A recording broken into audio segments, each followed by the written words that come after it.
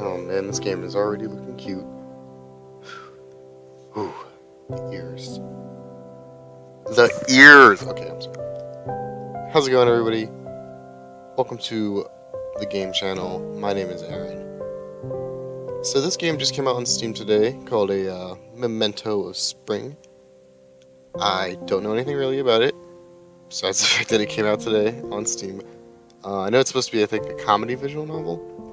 But anyway, I thought I would give it a try, and go ahead and do a Let's Play series on it. And, just see what's going on with it. It seems pretty cute, at least from this opening part right here. So we're gonna go ahead and start. I knew a girl whose duty was to smother every shop window with the misfortune of exhibiting sweets on the other side. Okay? Like a brave heroine flinging herself against the prisons which caged her dearest comrades, she attacked first with her palms, and secondly with her jewel. Oh, that's cute. Who's saying this? I'm guessing it's the girl. A waft of cinnamon? A dollop of buttercream? A smattering of cherries? No. I don't know if that a man or what. A Molly? Sounds like a girl. It's probably... No. Dustlings of icing sugar?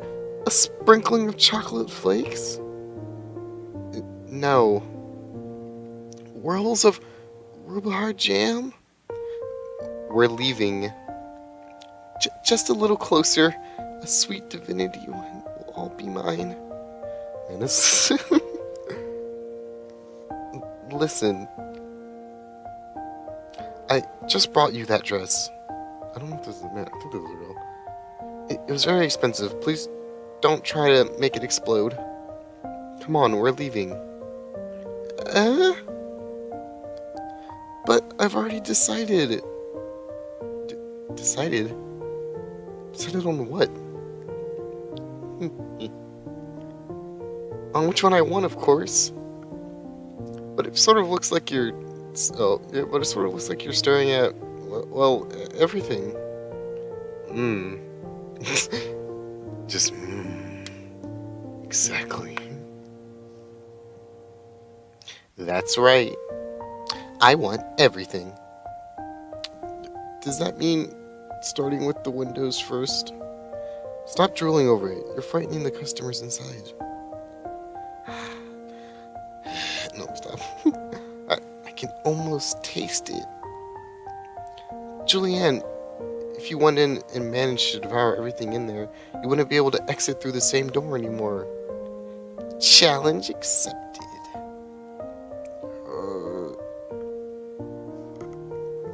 Julianne, so that is our Neko girl. She's really cute, not gonna lie. She had the hair. So when it's narrating like this, I'm gonna just do my regular voice. Even though I think it might be a girl, maybe? I don't know. She had hair the color of daisies, a smile as bright as summer mornings, and a laugh as sweet as tinkling chimes.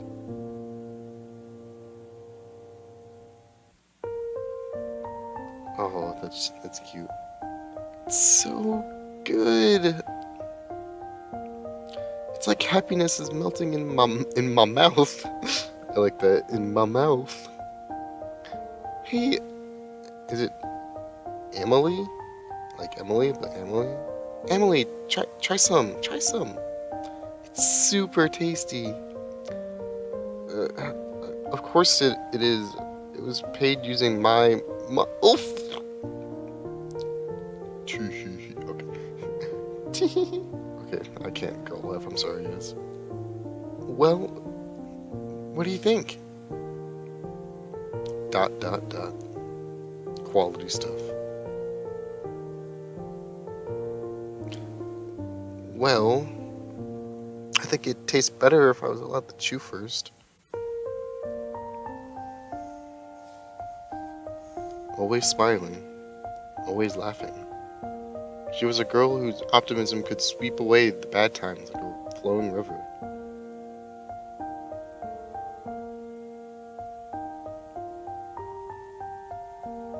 Thanks, Emily. You're always so nice to me. Yes, I know I am. You're kind of like a big sister, you know? Big sisters want to be so nice to you. I'm poor again thanks to your sweet tooth. With any luck, you've gobbled up so much that it'll fall out by the end of the day. The end of the day? Then that means we're not done yet, right? In that case, let's look through the other bakery across the road. What? You can't possibly mean you're still hungry, can you? Yep, I am. Hungry as a woodworm in front of a freshly planted tree.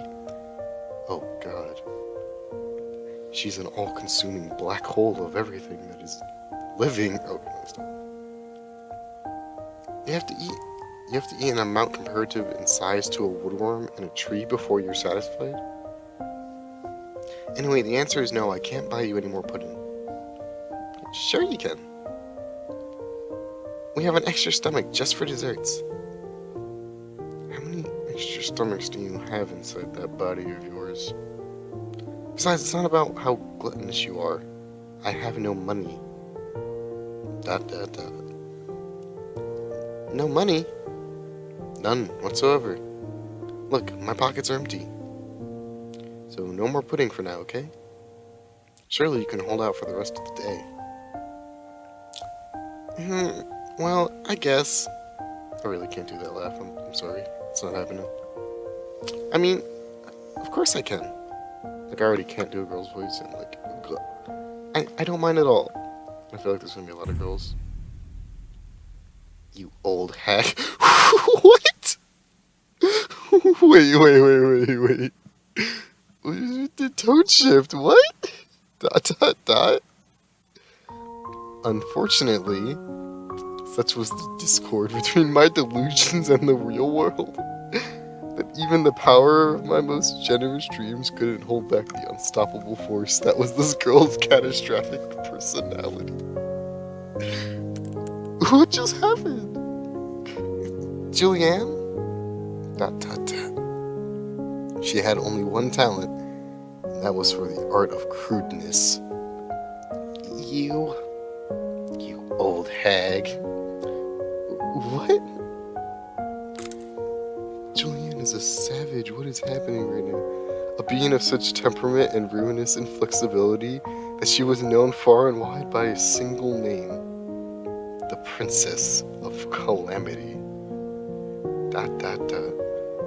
Julianne? Oh, why are you saying that? I'm hungry, old hag. What? Oh no, the image is cracking. I'm hungry. Feed me. Feed you? But Julianne, you just ate an entire sweet shop. I'm hungry. Feed me, bitch. I can't. Feed me. Now the image, it's almost gone. Why? Why won't you feed me? I can't, Julianne. I don't have any money. Feed me. I feed. Oh, is she done? Is she about to crack? I think she's about to crack. ... Up? Huh? Up. What? I can't understand you. I have no money. Wake up! Yeah. Oh, yeah. Quality voice acting, guys, by the way. Thank you. Ooh. Oh, it's Julianne. Oh, what is this language? Oi! Oi! Oi! What do you think you're doing, falling asleep in the middle of the day? You have work to do. Head, pain, brain, melting. Yeah, I dozed off next to a church bell where a 12-year-old girl was trying to tell me she wanted something. Julianne, wait, let me wake up before you start demanding things. You shouldn't have to wake up at all? Okay, no, okay, I misread that. I thought she was saying for a second, like, don't wake up. I was like, what level of savagery are we going to go to? Why are you napping on my bed? Yes, my bed. Mine. Where am I meant to sit? Where am I meant to eat? I tried flicking my hand. It was all I could do to lift it up and then drop it down. My face remained buried in the duvet. Duvet? I don't know. My legs splayed on the hard floor. There's a chair right. Oh, okay. That wasn't a question. It was a hint. If you want... See, I kind of want to give her, like, a different voice, because I feel like maybe it needs to be more like... If you want to loaf around on the clock like a ninny, that's fine. But don't do it when it's time for lunch. I feel like her voice is more like that. I don't know. I'm going to go with it. And so, even in the waking world, my nightmares never end. I'm so freaking hungry right now. I was almost about to go outside. Have you looked out there? No, of course you haven't. Hey, do you know how hot it is today? If I step outside, do you know what will happen to me? I suppose she'd start putting up a needless fuss. I'll be scorched to dust. Does my skin look like it was built to last against the sun? Does it? And if the heat doesn't get me, those untrained hoodlums will. I raised my head and rubbed my eyes. It barely helped. I am so sorry, whoever you are. Or, it's Emily. Or Emily, however you say it. I am so sorry, Emily, for whatever has happened to you. That's why I'm gonna make Juliana's voice like Valley Girl annoying, because I feel like it just needs to be like that. If anything, it just makes things look slightly groggier. Hoodlums. Yes, hoodlums. The moment I step outside, they'll attack me, just like they always do. I'm sorry, but I don't understand. Who are you talking about? What hoodlums? Them! The ones outside. Like, duh. It's like, can't you hear them? All I could hear was the pounding of my own headache. Frankly, I just wanted to drift away and steal another moment of that dream, even with the horror ending. There'd been no drudgery, no manual labor, and no lunch errands to run there. Only an afternoon of confectionery shopping and Sunday tasting, which for the price of being called an old hag was quite a bit sweeter than reality. You can hear them, right? Jeez, they have no respect. Even now, they're hopping in and out of the fountain like a pack of wild animals escaped from the circus. Splashing, jumping, laughing. They should be arrested for violating a public space. Julianne, are you talking about the school children? Oh, Julianne. I already love her. She's calling school children hoodlums for playing out in the fountain. And I don't know how I feel. I want to roast her, but I love her. They're not children. They're tiny demons from the abyss. Some of those tiny demons were bigger than her. Instead of suggesting they be arrested, don't you want to try playing with them? ... The face. Just like, excuse me? Play with them? What makes you think I would do something so horrific? Well, they do seem to like you after all, somehow. And I heard it's normal to want to make friends, or just a friend, or, just experience human contact. She laughs, because I will not laugh. It's like, okay. I can't even read that. I'd rather die choking on a shoe. What? I'm just saying... okay. Stop. Stop right there. You're doing it again. Doing what again? You're putting me in the same age bracket as them. For the last time, don't do that. I am above those uncivil miscreants. It's not like I was doing it to spite her. See, with Julianne's voice, I'm probably not going to have it the same all the time. I just want it to be in an annoying way. Which hopefully it always comes off as that to you guys. Hope you feel it. And despite how she yelled at the children every day like a grouchy old man, she was still in the same age bracket as them. Julianne, you're not much older.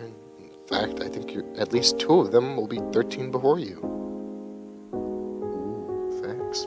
It might be a good idea to at least feign peace and see where that leads you. No, it won't. I don't want them near me. Not their cackles. Oh, okay, I like their laughs. Not their cackles, not their smirks, and certainly not their claws. Yeah. Every time they see me, they pull at your what, Julianne? At your what? No. I won't allow myself to dwell on it. I mustn't. See, I don't know if I want to give her a proper voice now. I feel like it's shifting more to like a proper kind of voice. I don't know what really suits her the best. Her silence was undermined by the frequency that her ears twitched. I think more of a proper voice kind of fits her. Julianne, like a more proper kind of mean voice is what I'm thinking. More than Valley Girl. That's right. I'm above the misdoings of those devious pests. I won't allow their thoughtless time-wasting and shameless frolicking to weigh down on my genius mind. Because soon I'll have my revenge. Okay, I'm sorry. Those hoodlums have no idea what awaits them. Yes, that's right. Let that precious fountain they hog be the last taste they of their misspent youth. Oh my god. Julianne, could you please not act like a victim of an injustice while implanting like a villain? I'm the one who has to apologize to their parents afterwards. What is that face? Hey, just checking, but aren't you literally paid to be on my side? That's not why I'm here. Right. I keep forgetting you're not like the last one. She was a lot more, agreeable, or disagreeable, I guess. She shooed away the pests without me having to ask. And she was less jaded, too. That face! Oh my god. This game is pretty funny. I'm actually liking it. Like, a lot. Even when she called it quits, at least she did it with a smile. You always look about as happy as the last potato in the basket. Firstly, Julianne, I wouldn't know about the last one. And secondly, it's impolite to compare one person to another like that. So I'm kind of feeling like this is British, that's why I think my accent is slightly shifting that way for Emily. It's impolite to be snoozing in the middle of the day.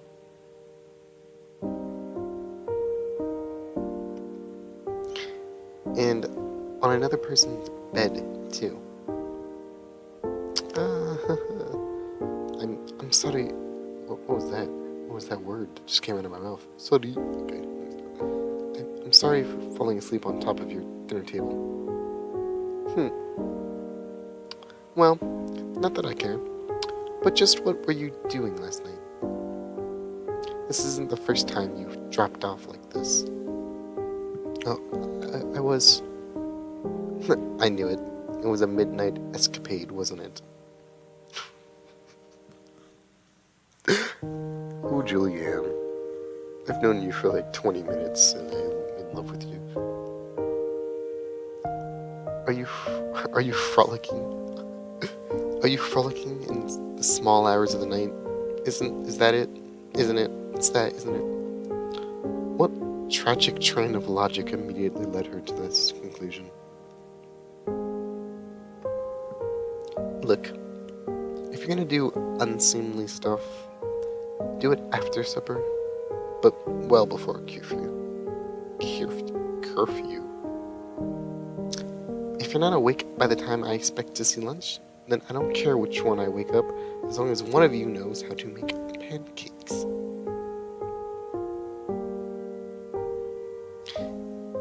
Excuse me, young lady, but that's not what happened. I was writing letters, a considerable heap of them. Letters? What? Is that it? Seriously, you could have at least made up something interesting. And here I was hoping that Miss Perfect Pants was finally changing her granny stripes.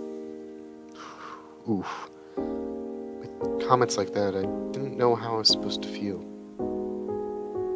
This was the first time in my life I was ever called Miss Perfect Pants, and I didn't find it particularly insulting. Yes, Julianne, I was up all night writing correspondence. Would you happen to know why? Isn't that part of your job?